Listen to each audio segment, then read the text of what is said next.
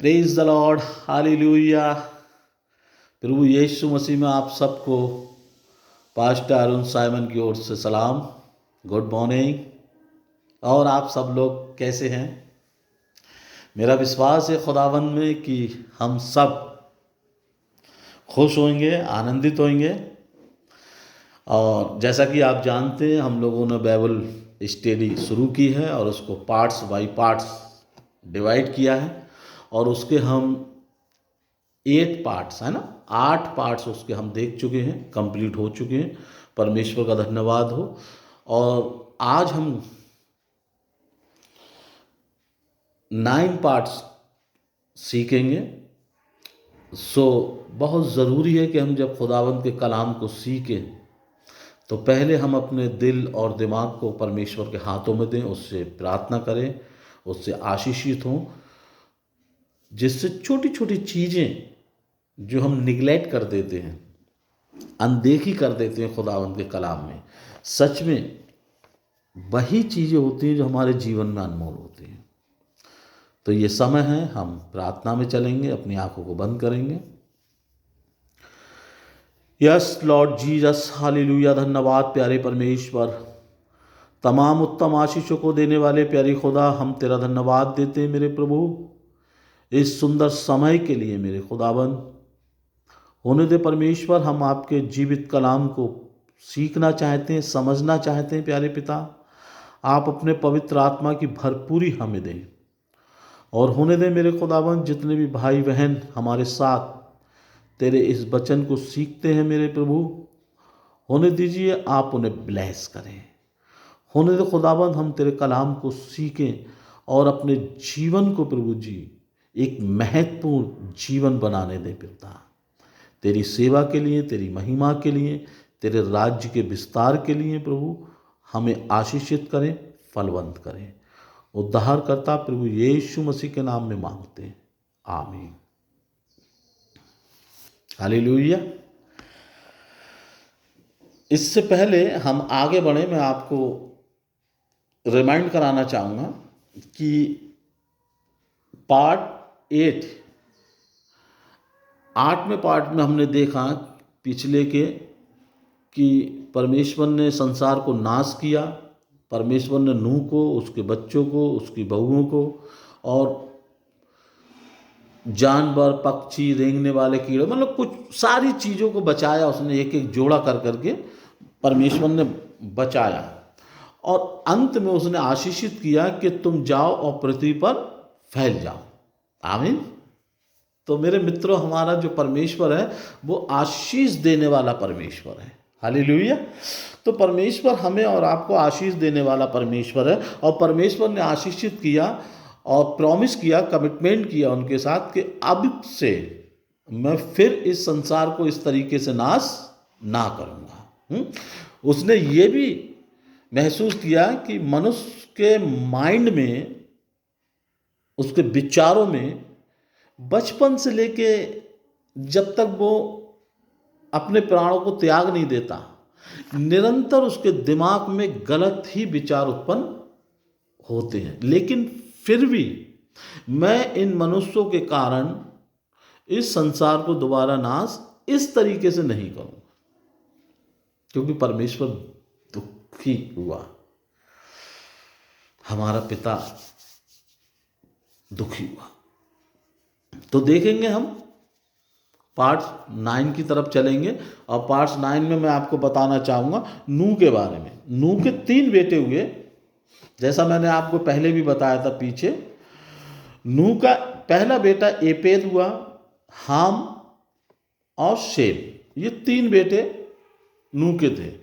अब नूह से जो बच्चे हुए उनको आप देखिए, जिस तरीके से नूह ने जो श्राप दिया या आशीर्वाद दिया, जब नूह निर्वस्त्र हो गया था मधुशाला मधु पी करके, तो उसके एक बच्चे ने उसको देखा और देखने के बाद अपने भाइयों से बोला।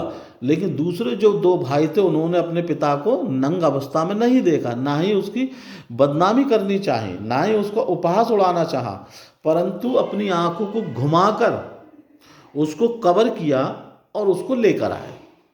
तो उसी के अकॉर्डिंग परमेश्वर ने नूह के माध्यम से उनको ब्लेस किया, आशीषित किया, और जिसने उपहास उड़ाया उसको एक तरीके से पनिशमेंट।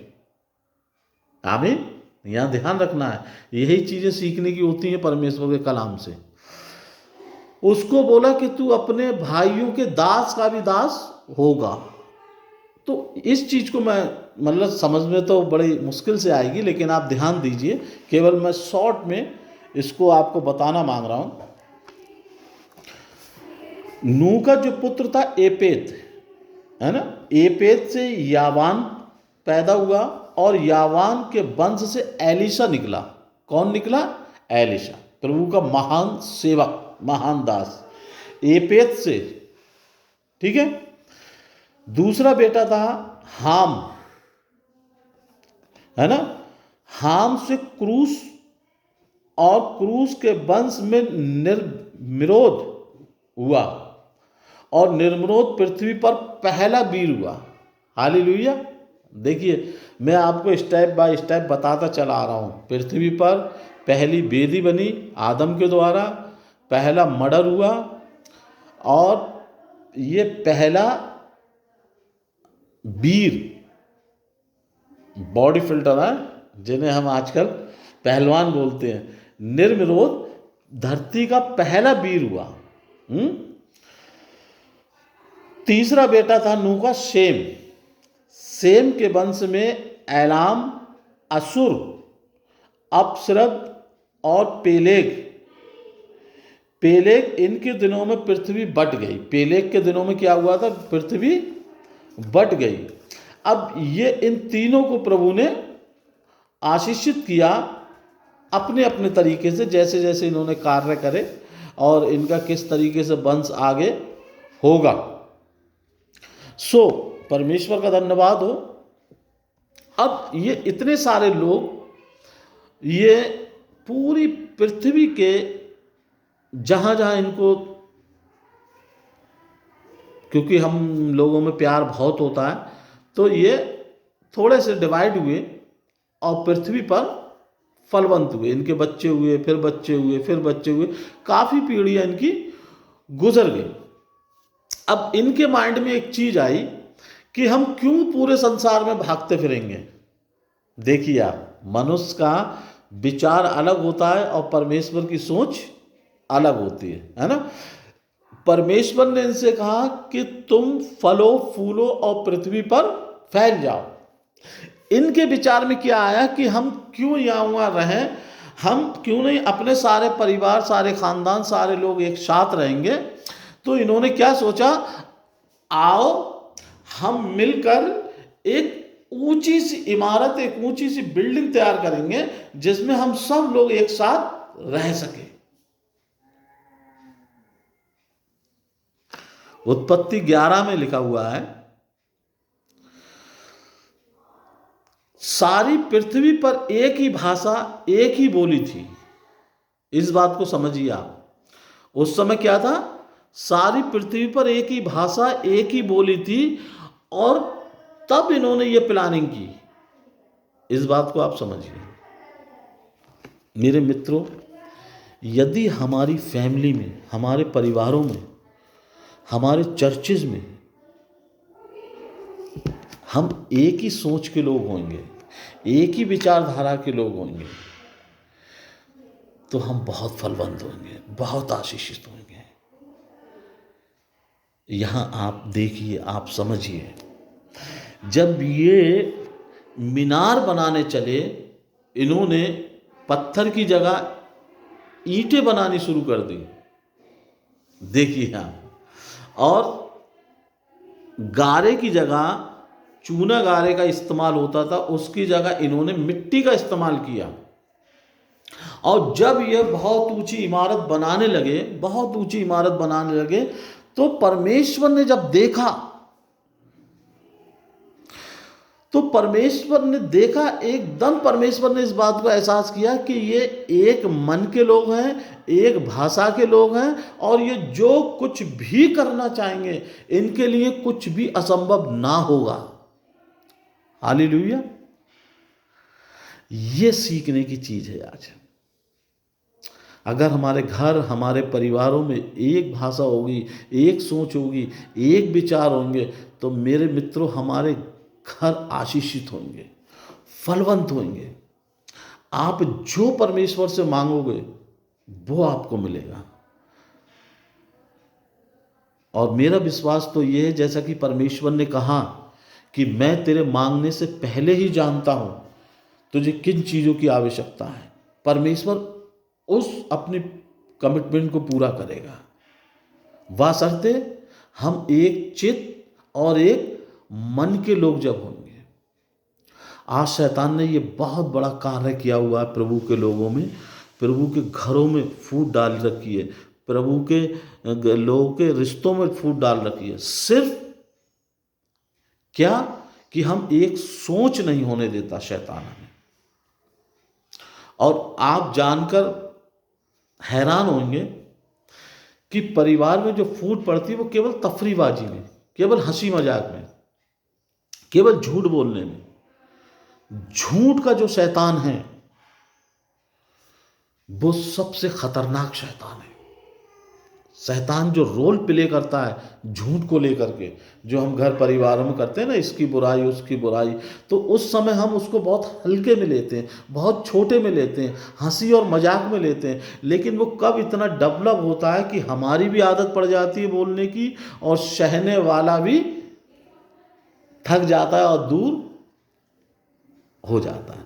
और यही कारण है आज एकल फैमिली जो बढ़ती चली जा रही हैं, परिवारों में विवाद बढ़ता चला जा रहा है, कलीसियाओं में विवाद बढ़ता चला जा रहा है। लोग एक मन नहीं है और इसलिए फलवंत नहीं है, आशीषित नहीं है। और हम शैतान को मौका देते हैं, शैतान को अवसर देते हैं अपने जीवन में, अपने परिवारों में कार्य करने का। लेकिन यहाँ परमेश्वर हमको दिखाना चाह रहा है, सिखाना चाह रहा है कि परमेश्वर तक इस बात को एक्सेप्ट कर रहा है कि अब ये लोग एक मन के हैं, एक भाषा के हैं, एक सोच और एक विचार के हैं। ये जो कुछ भी करना चाहेंगे इनके लिए कुछ भी असंभव नहीं होगा। आमीन। तो ये बड़ी चीज़ है। और यहोवा ने क्या कहा कि ऐसा ना हो कि ये ऊपर तक चढ़ जाए। आमीन। यहां देखिए आप, जब परमेश्वर की योजना और हमारे विचारों में फर्क आ जाता है तब परमेश्वर को अपने तरीके से काम करना पड़ता है, और हम मनुष्य जाति जो है वहां पर दुखी होती है ना। क्योंकि लिखा है, बोलते हैं ना, लिखा है कि चिट्ठियां तो डाली जाती हैं लेकिन निकलती यहोवा की ओर से। हमेशा याद रखिए, हमारी प्लानिंग कुछ भी हो सकती है, हमारी सोच, हमारे विचार कुछ भी हो सकते हैं, लेकिन आपके जीवन में कार्य वही होगा जो परमेश्वर ने आपके लिए ठहराया है। तो यहां आप देखिए, परमेश्वर की ये योजना थी कि मेरे लोग फलें फूलें और पूरे संसार में फैल जाएं। लेकिन परमेश्वर के लोगों की इच्छा थी कि हम पूरे संसार में क्यों मारे मारे फिरें, हम क्यों फैलें। आओ हम मिलकर एक ऊंची सी मीनार बनाते हैं, ऊंची सी बिल्डिंग बनाते हैं, और उसी में हम सब लोग एक साथ रहते हैं, है ना। परमेश्वर की योजना और मनुष्य की योजना डिफरेंट, और यहां परमेश्वर को हस्तक्षेप करना पड़ा। परमेश्वर ने क्या किया, देखिए उत्पत्ति 11 उसकी 6 से मैं आपके सामने पढ़ता हूं।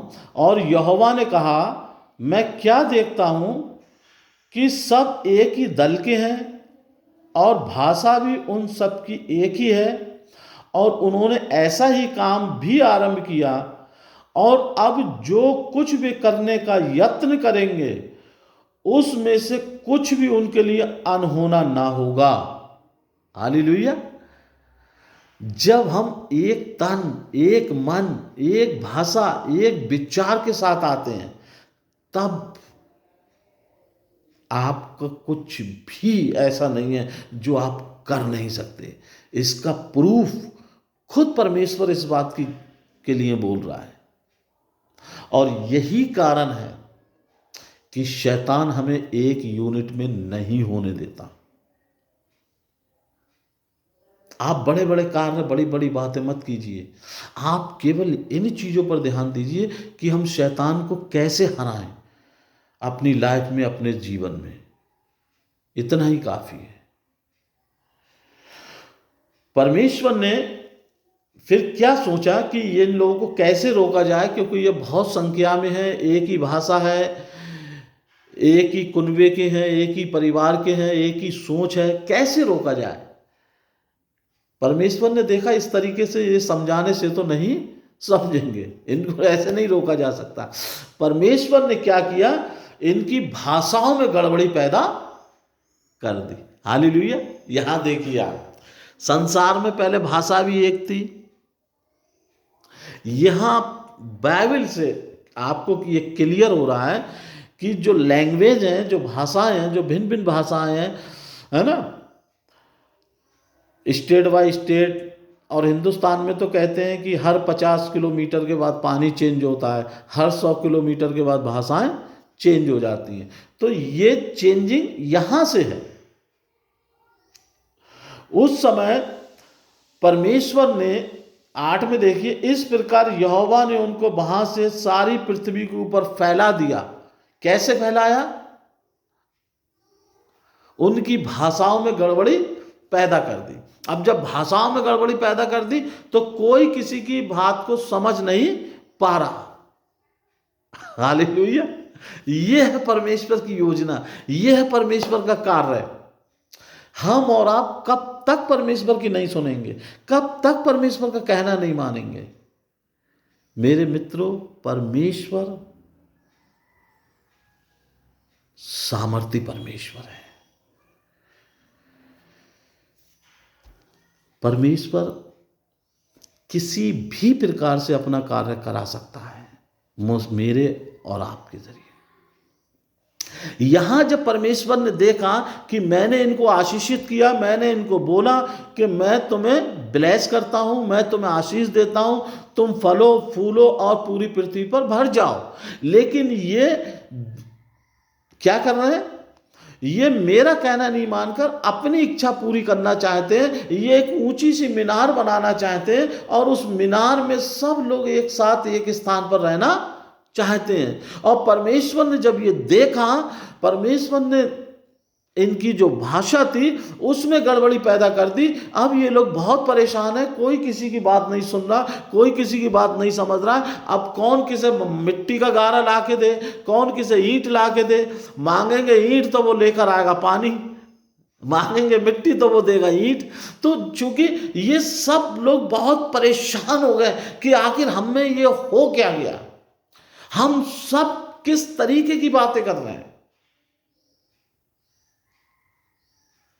जैसे हम किसी दूसरे देश में चले जाएं और उनकी लैंग्वेज हम नहीं समझ पाएंगे। अब इन लोगों में ये चीज हो गई, ये आपस में लड़ने लगे। क्यों? क्योंकि ये समझ नहीं पा रहे थे कि ये परमेश्वर की ओर से है। ये सोचने लगे शायद ये आपस में मजाक कर रहे हैं, ये हंस रहे हैं, ये कुछ ऐसी एक्टिंग कर रहे हैं, और आपस में लड़ गए, झिगड़ गए। और फिर उसके बाद ये गुस्से में तितर बितर हो गए, कोई इधर चला गया, कोई उधर चला गया। और इस तरीके से